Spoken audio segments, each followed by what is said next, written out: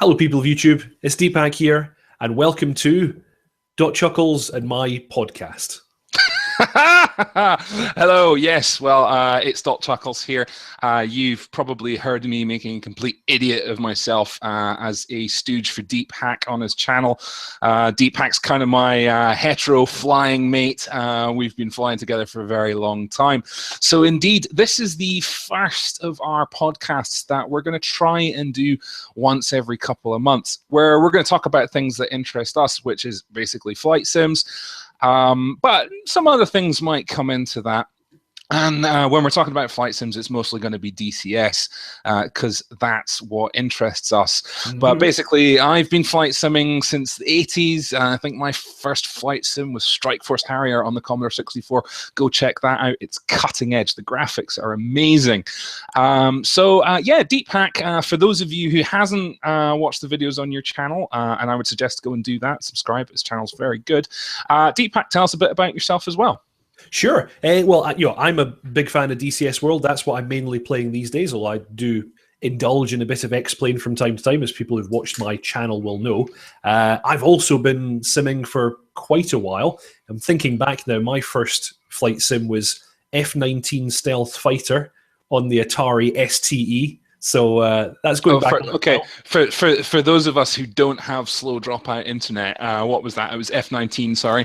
F-19 Stealth Fighter. Oh, good game. It's a classic, absolute classic. Yes, what was it? The Bay of Death in the north of Libya, or the Line of Death. Yes, yes.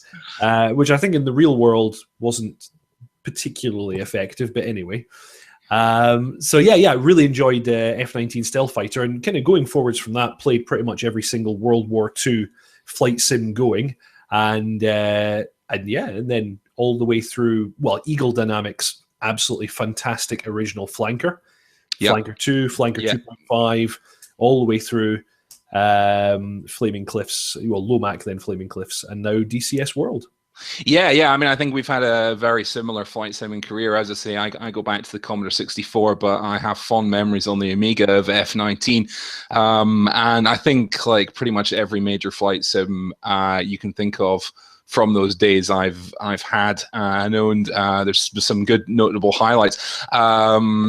Birds of Prey on the Amiga as well. I don't know if you remember that. It was a big survey sim with lots of stuff, but you could fly like the SR-71. You could fly Mustangs and things like that. Chuck Yeager's Advanced Flight Trainer. Do you remember that? You got there. I was just about to say that. It was that was great. And then eventually, we moved into the PC, and it was Microsoft Flight Sim. Had a long career in Microsoft Flight Sim, as did yourself. Indeed. At one time, I was British Airways virtual pilot, which was good fun. I enjoyed that.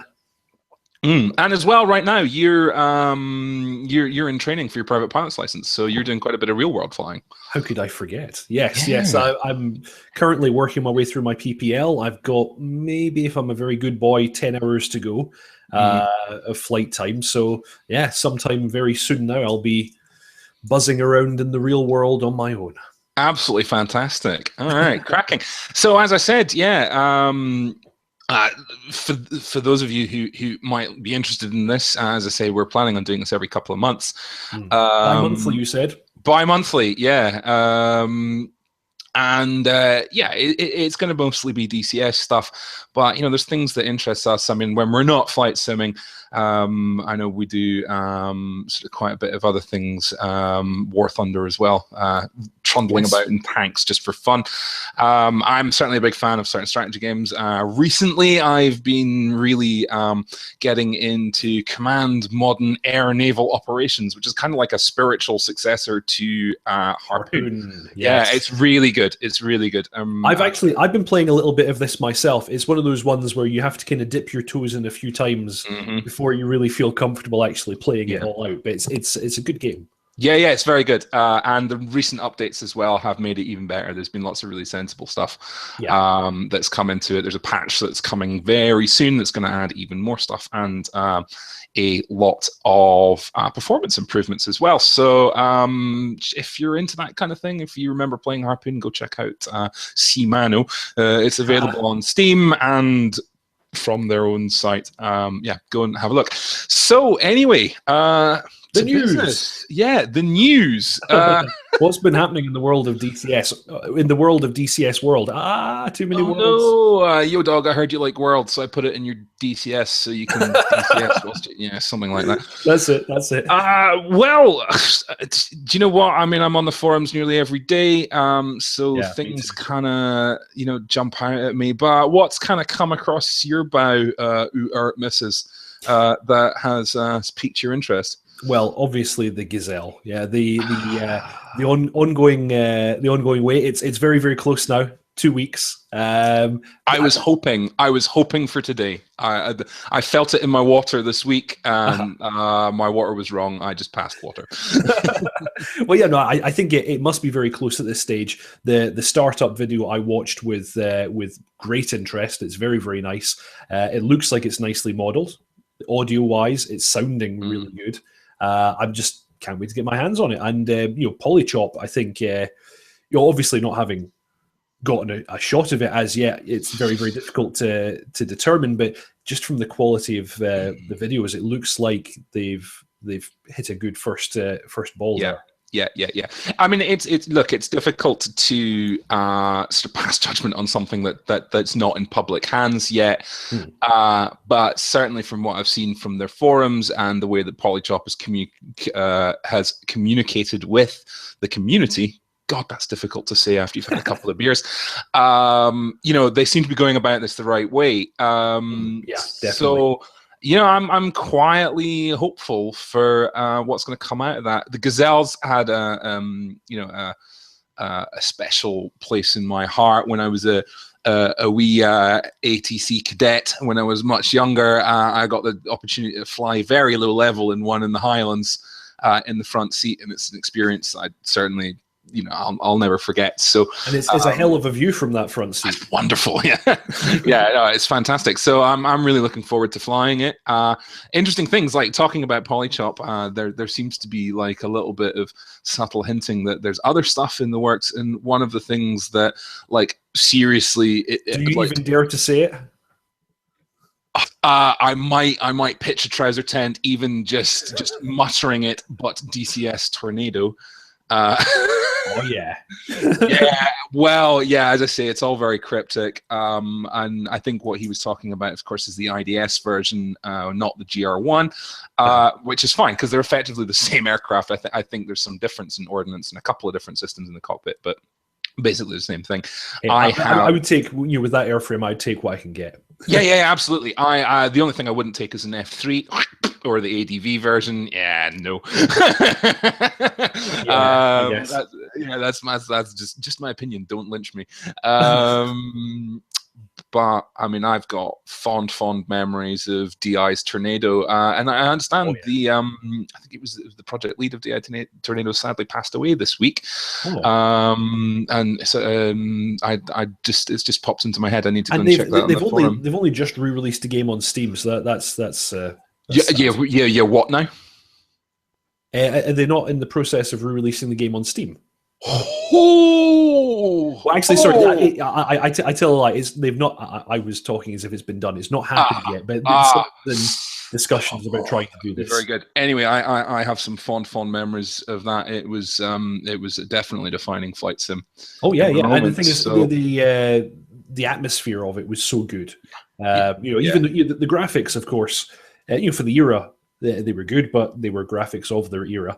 But even with the very minimal graphics, it really felt like you were there. Somehow they just managed to set the scene so well. Yeah, it was very good, very atmospheric game. So if Polychop have success with their Gazelle and with the other helicopter that they're doing, the VEAO 109. That's it. Thank you. My mind went blank. I really wish them great success with those two products. Mostly Definitely. Because I want to see a Tornado happening. Even if it takes 4 years, 5 years, 10 years to get there, I really want to see that. It's a special plane for me. I hope they make a lot of money. Yeah. And they seem nice guys as well. Like the interactions I've seen, they've all come across as sort of really nice folks. So the thing that I kind of got excited about, and it's kind of a bit old news on the forum, I guess, but there was like some rumors flying around from Razbam about an A6. Well, yes. This is all hearsay and whatnot, but yeah, no, I'd be very excited about that. And of course, it's entirely plausible because they do have an FSX module of the A6. Exactly. So, the model and the textures are there, and that's effectively how they did the development of the Mirage. They took a module that they'd already released for FSX and ported it across to TCS World. So I'd be very excited for that. I understand that it was more than, not to belittle what Razbam done. I understand it's more than a port because they basically had to sort of rewrite this from the ground up. But the systems knowledge was there, so I think that's what led them to do. If they can do that with the A6, again, I'm going to be a happy guy. It's a great plane. I can see some complaints coming from the community about it's a ground attack aircraft, and we have a lot of that. But then you're looking at the F-14 coming, you're looking at the Viggen, you got the MiG-21. There's a whole bunch of other stuff that's going to satisfy the air-to-air guys. So I'd be really, really pleased to see an A6. It's a fantastic airframe. I've loved it ever since I saw Flight of the Intruder when I was a youngling. In fact, I had the game Flight of the Intruder as well. That was another flight sim that I had that had a special place for me. So yeah, that would be really exciting. Yes. What else? Yeah. What else? What else is in the news? Well, of course, we've got further improvements to the MiG-21 coming down the road. We've got further improvements to the Mirage. We've got the final release of the F-86 Sabre. That's now out of beta. That's just today, isn't it? Yeah. Today. We've got news from Eagle Dynamics with regards to the forthcoming merge of DCS World 1.5 and 2.0. They've mentioned, of course, that they're still working on the F-18, which is a very, very exciting module, although I believe it's some way away. Actually, this is kind of older news, but I really enjoyed the images that they released of the ground mapping mode for the radar. They've got that looking really good. Yeah. I'm a big systems guy, as are you, actually. Yes. And that kind of stuff, that excites me a lot. Oh yeah, offset bombing with radar. Oh yeah, absolutely. Which would be really good in a tornado. Yes. Polychop, I'm looking at you here. Yes. Not to labor the point, but yes. No. Yeah. So yeah, that's looking pretty cool. And of course, we've very recently had an update from Leatherneck on the modules that they're working on.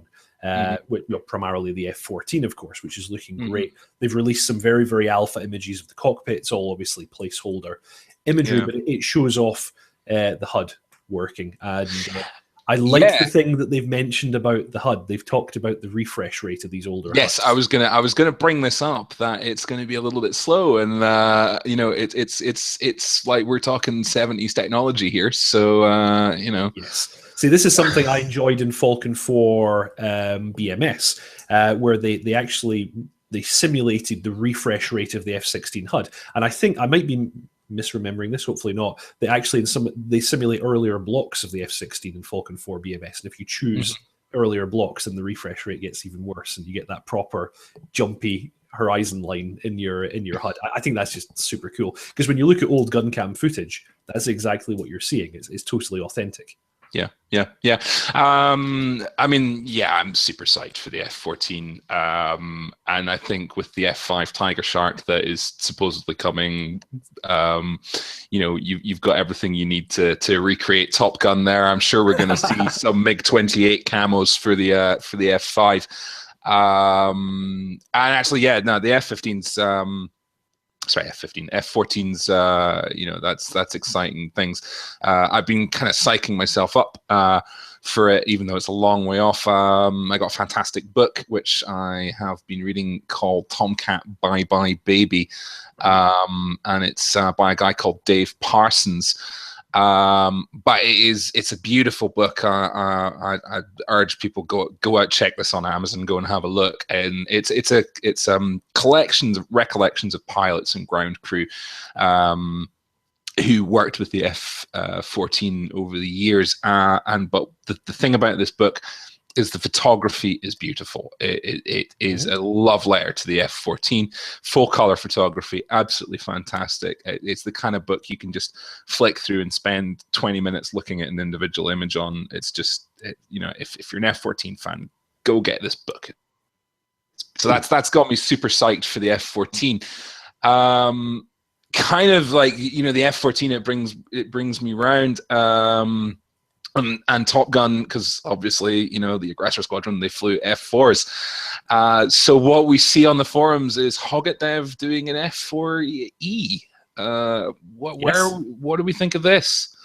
I'm excited. You know, I'm a big believer in the more the merrier. I know that you had some concerns about intellectual property and what might happen, even though it's a free module. I think that's got to be a worry.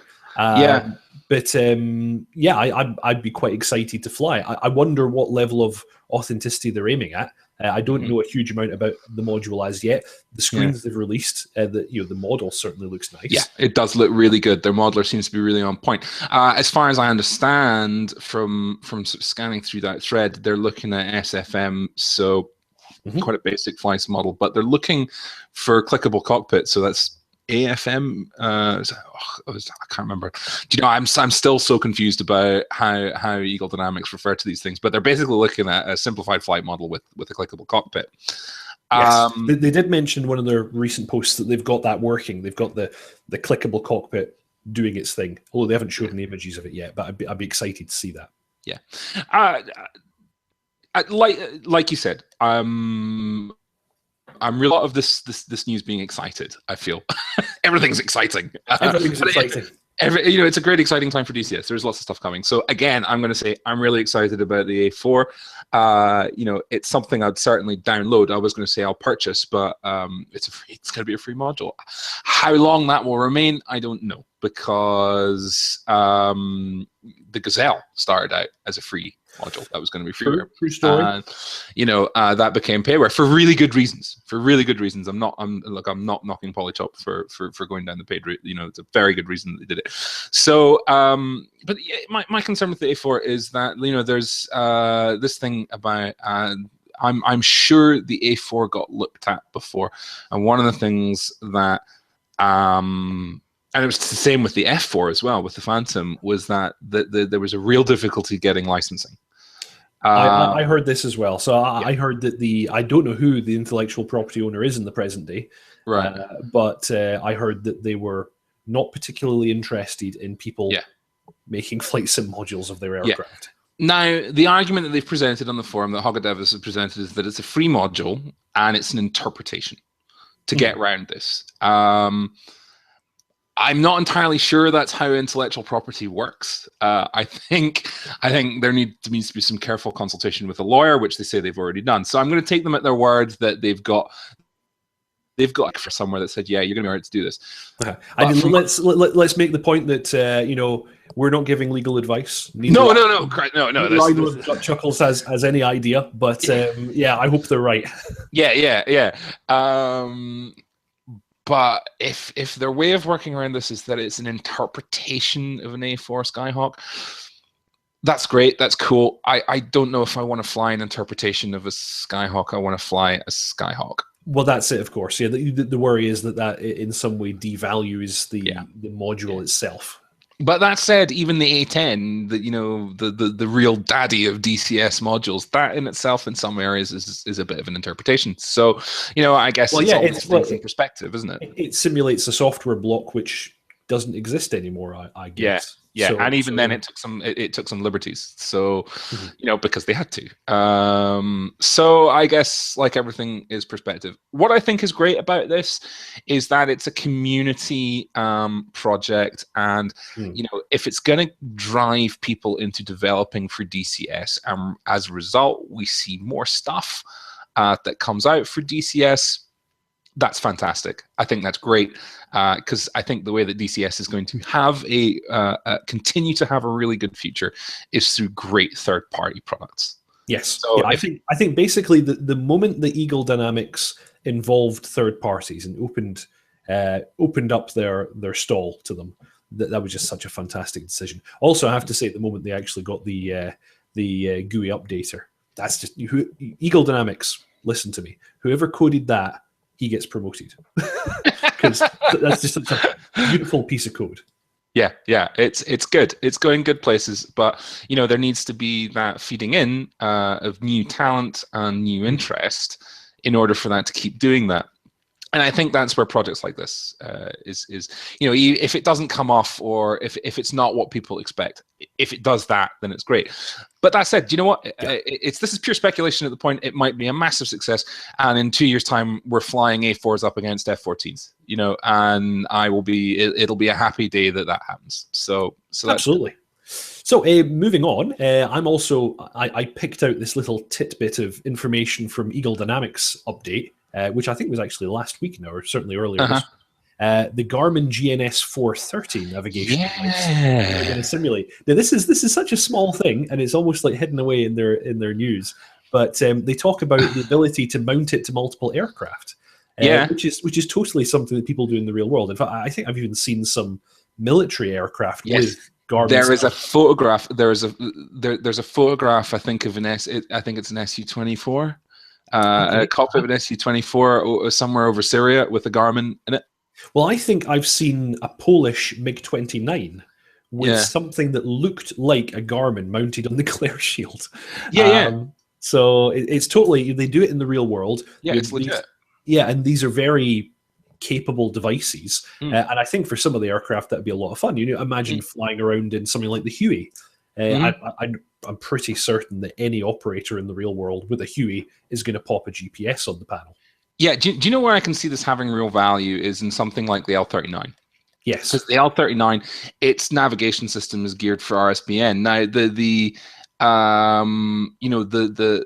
model of Georgia and that part of Russia, is modern. It's modeled after the modern day, so there aren't that many RSBN stations. So it's a bit of a pain navigating around the L39 because you're basically limited to NDB and dead reckoning. So having something like a Garmin in there, I think, is really cool. And again, it's pretty real. I mean, I've seen pictures of these kinds of units mounted in them. So, it's. Yeah, I think that's totally cool. Interestingly, though, on the other side of navigation, we've got communication. So Aries, I don't know. Do you want to mention a bit about what we're seeing about Aries?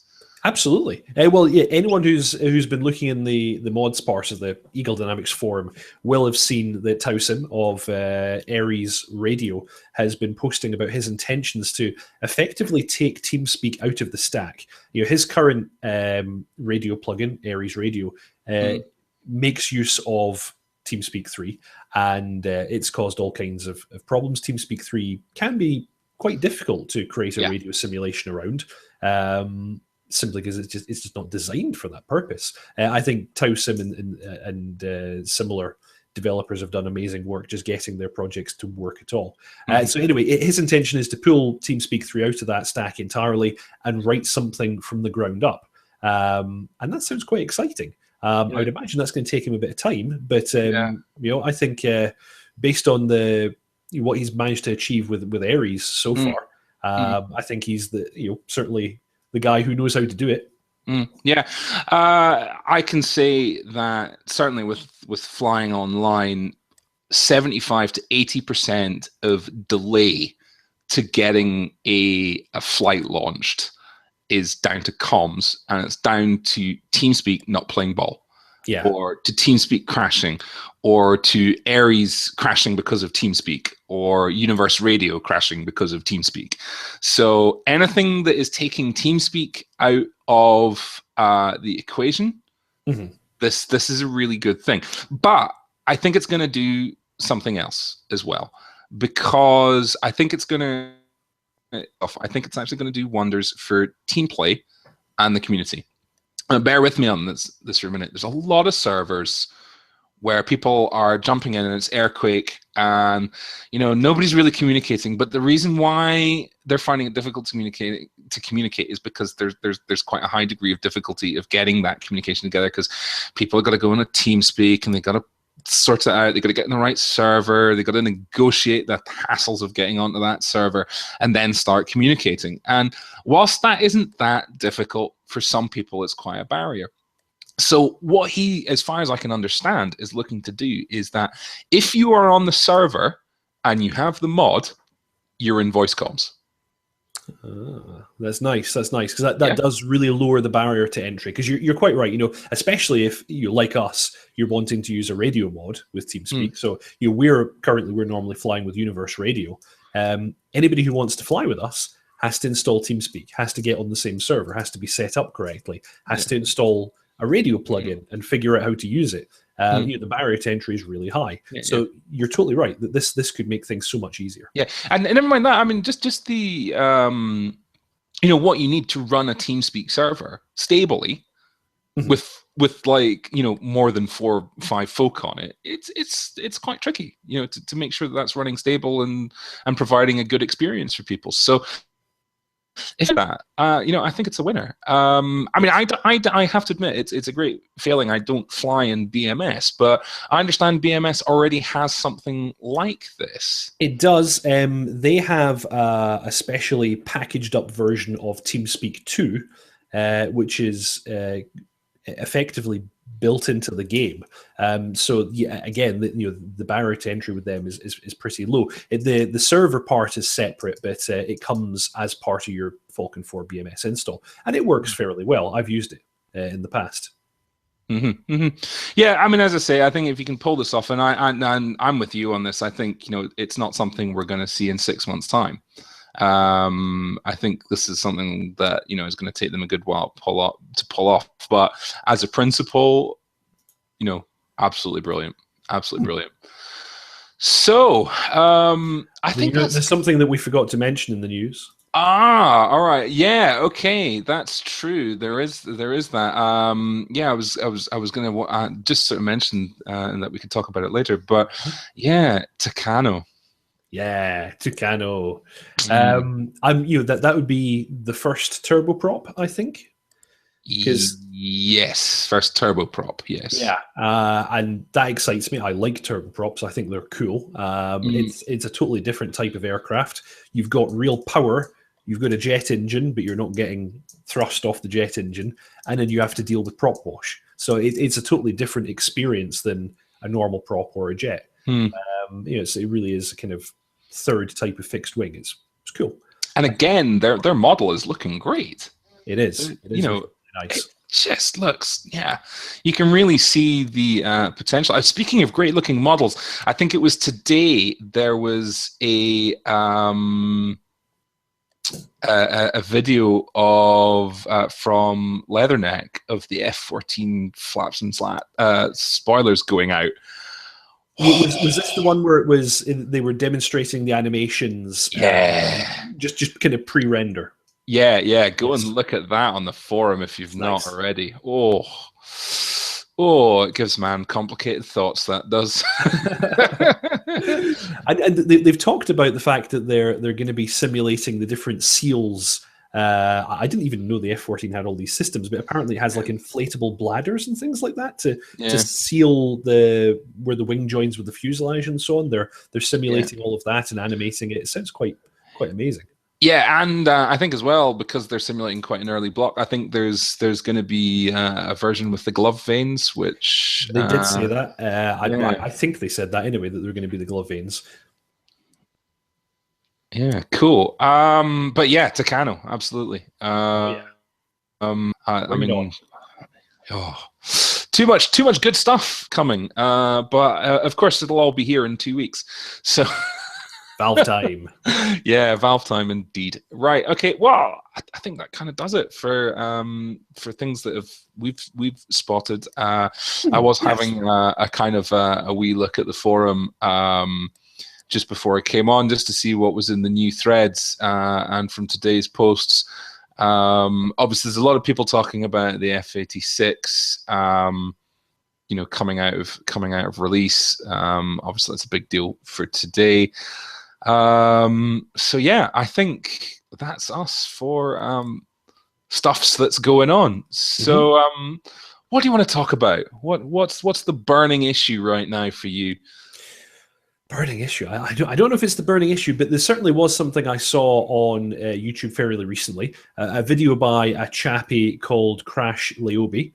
who put together a very, I think, very good, very balanced, very well thought out video on the issue of VEAO and the Hawk affair, saga, whatever you want to call it. Yeah, we immediately have to become diplomatic and careful what we say here. Yes. So, let me preface all of this by saying that I am one of the people that Crash Laobi refers to as a Hawk fanboy or a VEAO fanboy. I've been one of those people who would probably be very quick, perhaps too quick, to defend them at every twist and turn, because I really like their product. And I like the Hawk as a real life aircraft, but I like what they're trying to do. But even I can see that there have been some problems, and I think that Crash Laobi does a very good job of going through them one by one in a very fair manner and addressing them. Yeah, I see. Whereas I started out, I think, in the same camp as yourself. I love the Hawk. I've seen a lot of them in my time, and they are amazing aircraft. And I've been itching to get my hands on a Hawk. So I too was, a big fan of the product, but then drifted over to probably the other field of the people that were like, "What are you doing? What is this? Why is this like this?" So we're on a kind of possibly opposite teams here, but yeah, Crash's video, he lays it out really well. We'll get a link to this, can't we? We can do that, where you can go and watch this video. His arguments are really good. I don't know. Do you know, just for people who haven't seen the video and who might not go and watch it, do you want to just sort of really sum up for people listening and watching? Oh, sure. Well, I've only watched the video once, so don't consider me the definitive source. Click on the link below and have a little peek for yourself. But I think basically what he's getting at is there are faults on both sides here. I think that we have seen a little bit of culture develop among the flight sim community of, how to describe it? People being incredibly unreasonable with their demands. So I think definitely there's a degree of that in the flight sim community where people are just kind of like, why is this not out yet? I've not given you any money, and you're under no obligation to serve my every whim, but I'm going to tell you at great length exactly what I think of your product, and why have you not delivered already, sort of idea. So there's a lot of that going on. I think there's a degree of fault for sure in the flight sim community. People are unreasonable. But then at the same time, VEO or VEO, or I'm never really sure how I'm supposed to say it or pronounce it. But anyway, we'll call it VEO for now. I think they've definitely misstepped on a few occasions. I think the thing that Crash says about them being a bit too close to the whole thing, of course, is true. This is a labor of love for these guys. Like he says, they've put money and their livelihoods on the line. And once you start to see negative comments, it's pretty disparaging, and it's pretty difficult to know how to deal with that. I'm a business owner myself. I've had criticism. We all do, and it's when it's something that you've spent a long time developing, it's really tough to deal with that. So I can't really blame them. But yeah, I think definitely they've misstepped on a number of occasions. Yeah. I mean, I think I think you could almost see like quite a vicious cycle starting, and Crash does allude to it. But I mean, where I started to have an issue with how the Hawk was going was around the cockpit. But when I bought the beta, the systems weren't really finished. That's fine. Totally expected that to be it. I know it's not finished. Didn't quite fly right. And I've had the very lucky privilege of flying the Hawk simulator at Valley. So I remember kind of what that felt like, and it just wasn't right. Now, okay, I know that's a full motion simulator, blah, blah, blah. The force feedback's different, but, I kind of wanted, it just didn't seem to hit the numbers right for me. Maybe it was a personal thing. But again, it's beta. I could that. And I looked at the cockpit textures and I went, these are pretty bad. These are, in fact, these are really bad. And I went in my head, it's beta. It's going to get better. Beta is going to get better. God, nice one. Nice one. Thanks. Yeah. But it was fine, and I was totally prepared to accept all these things and go, do you know what? It's going to get fixed. These are guys who really believe in their product, that they're going to fix it. But where I kind of lost the faith a bit was when I could see people popping up in the forums talking about the cockpit textures, going, this is really bad. This doesn't look right. This is, it's not 3D. It looks flat. Everything looked painted on. Now, I didn't climb in because it's like, I tend to sort of stand back from that kind of thing.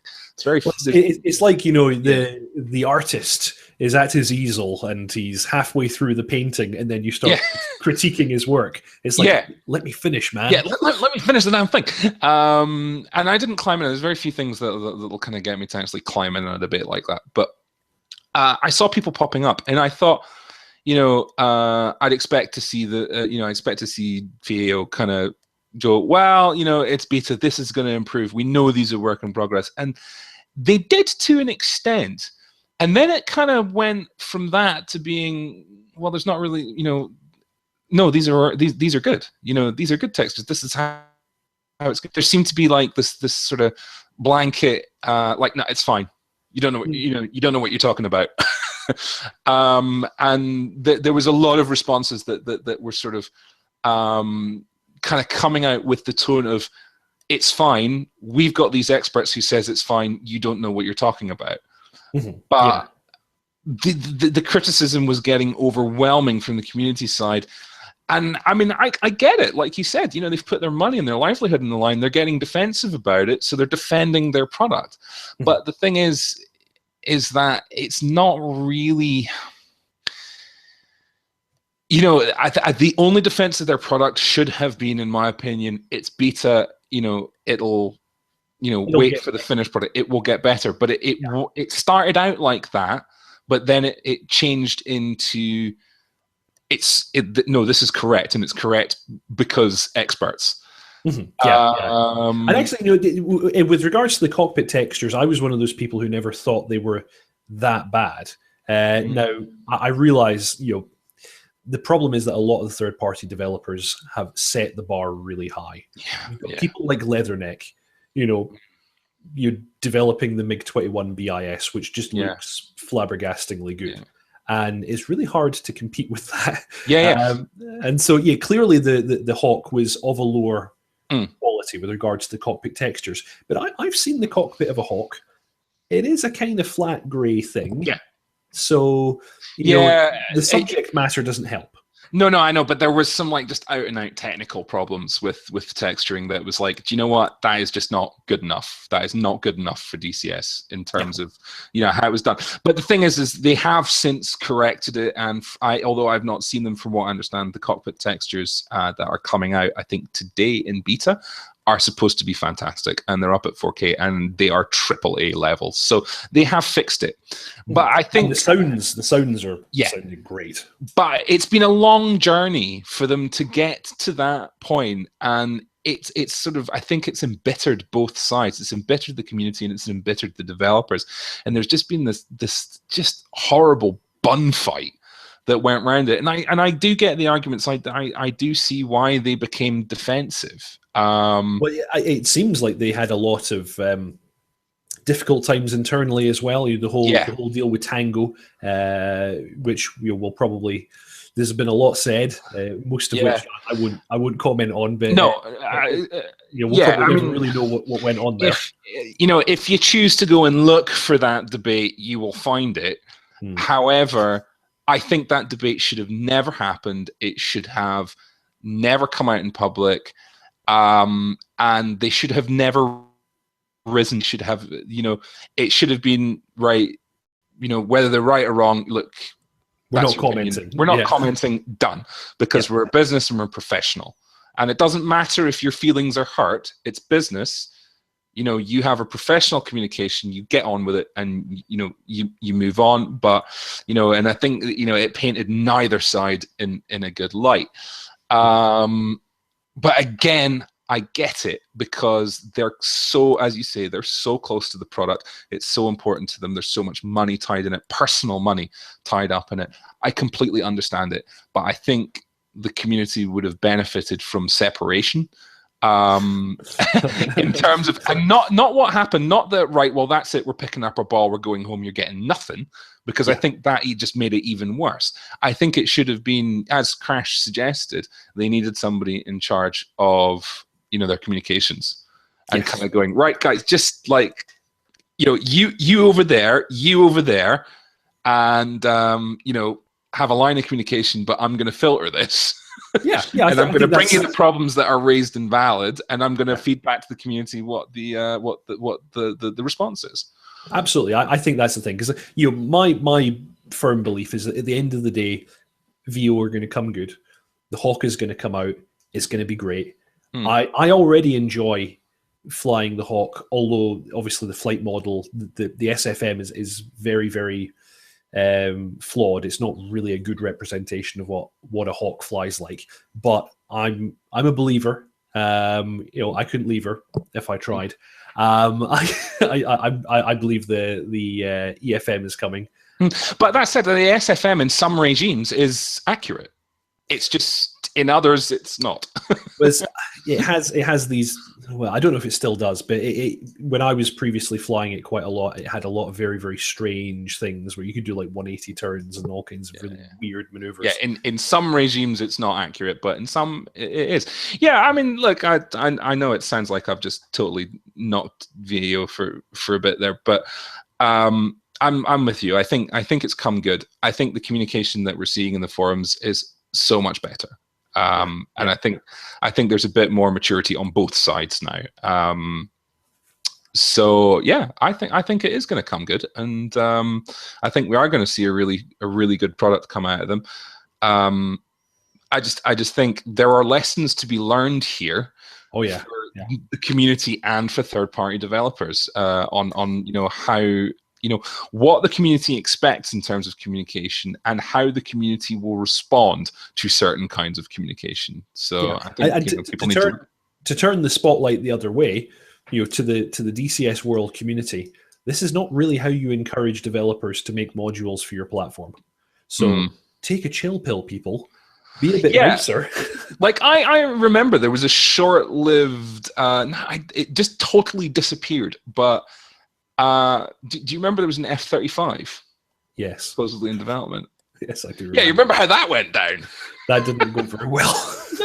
No, okay, I don't know what the story was. I kind of like, it was just, it was looking, every time I looked in that forum, in that thread, it was like opening up the gates of hell. So I kind of just stopped looking at it after a while. But, I didn't look at it that much either, because the big thing with me was I just couldn't believe it. The whole time that I saw it, I was like, how are you going to do this? There is no documentation for this aircraft publicly available. What the hell are you doing? Yeah, and like, so eventually it went away, and the thread in the subforum got deleted. So I'm speaking from opinion here, not fact. But certainly what I was seeing from the community was a negativity that wasn't being backed up with fact. Yeah, it was people just going, "You can't possibly do that," and it's like, it might be right. He might not have possibly been able to do it, but there wasn't even a line of code written yet, and people were saying this, and it's like, come on, you know what? Fighting chance. Let him at least. Yeah, something. Actually, I read some of the guys' posts, and my recollection was that he was looking to do something based on best guesses. So I think he was quite publicly saying, "Look, this is not going to be your usual DCS level module." Yeah, I remember it being that way too. Yeah, yeah. Obviously, I'm going to be making a lot of guesses here. A lot of this is going to be, gaming kind of style stuff instead of simulation. But but this is what I'm going to do. And I think he just totally got shot down. I think everybody was like, no, this is DCS. We only accept the highest level of fidelity, blah, blah, blah. And the guy wasn't given a chance. I know, it was like the invasion of the body snatchers point and scream. You know, it was really quite sad to watch. I mean, yeah, okay, I get it. Like, low fidelity is not everybody's cup of tea, but you know, there wasn't even a single line of code written, and people were already just like taking this apart. And I think, you know, that's kind of like quite indicative of some elements of the community. You know, as you say, take a chill pill. Yeah, you know? absolutely. So yeah, that's really all I have to say on that subject. You know, if you want to see a bit more, watch Crash Laobi's very good video on this subject. Yeah. And I guess the last thing that's on my list that we haven't mentioned yet is the Vegan. Yeah. How do you actually pronounce that? Vegan, is it not? Vegan, yeah. Now, hey, let me start with a cool story. Go on. I've sat in a Vegan. Ooh. For real. If you go to Gothenburg in Sweden, and you go to their air museum there, it's like the world's most amazing place for starters. It's like a Swedish Cold War era air base. The hangars are like underground inside a mountain. Yeah, it's just like amazing. But all of the exhibits, you can sit in them. Because I'm right in thinking, excuse me, the vegan's tail folds over, so they could put it into tunnels like that. I didn't know that. That sounds I'm amazing. pretty sure it can. I'm pretty sure it could get into like a really small space. Wow. I could be wrong on that, but like I think it did some tricks to those be able to get into these hidden because like I mean the whole point of those aircraft was that if the Soviet Union had ever like pushed the button, you know, they were the first line, and like they would need to be often scrambled in seconds because, you know, pretty much the backfires were coming and they were like minutes away, and they were really there to try and chuck themselves in front of them before they got out across the Atlantic. So, you know, they're designed for sort of real rapid response. So the way this came out, though, the vegan, the whole thing, what is it? The leak on Steam. Has it actually been confirmed yet? Because I feel like it still hasn't. I feel like it hasn't as well. I don't know. I mean, I could be wrong. I could have just, you know, have I missed a post that they've said that the vegan's definitely happening, but in the same respect, actually, the F5, like, has there been kind of like, this is going to be a flyable, you know? Yes. But as far as I can find, only on Bell Simtech's own website, and only if you do a Google search. I think at one stage it was like a news post on their website, but now they don't link to it on the main page, but you can still find it through Google, because I did this yesterday. It's basically in the local council office in the basement where the steps have gone, behind the door that says "Beware of the tiger" with a blown light bulb. Yeah, that's it. So the F5 is basically, it's confirmed. Bell Simtech did make a post about it, even on their own website. But the vegan, you know, there's this post. There's this post in Leatherneck's section, but there's no forum area. There's no subforum for it yet. So because right, I'm going to go and check this right now. I'm going to go into the forum because I am pretty sure that the person who started that vegan thread is nothing to do with Leatherneck. I think you're right. I think the only kind of forum presence that it has, it's not. So I'm just going down here. Where are we? Also, I think when Cobra is providing his official updates, he always hints at them announcing other aircraft, and so you're like they almost sort of talk about it without talking about it. Like, okay, right. So the first post is VEPR 12 junior member with 30 posts. So sounds legit. But that said, there was an update that Leatherneck put out. I'm just looking for it now. Oh, where was it? I'm sure, but somebody pointed out that the banner at the top of the update had a camouflage pattern, and somebody pointed out and said that camouflage pattern is one of the splinter camo patterns on a vegan. Right. Yeah.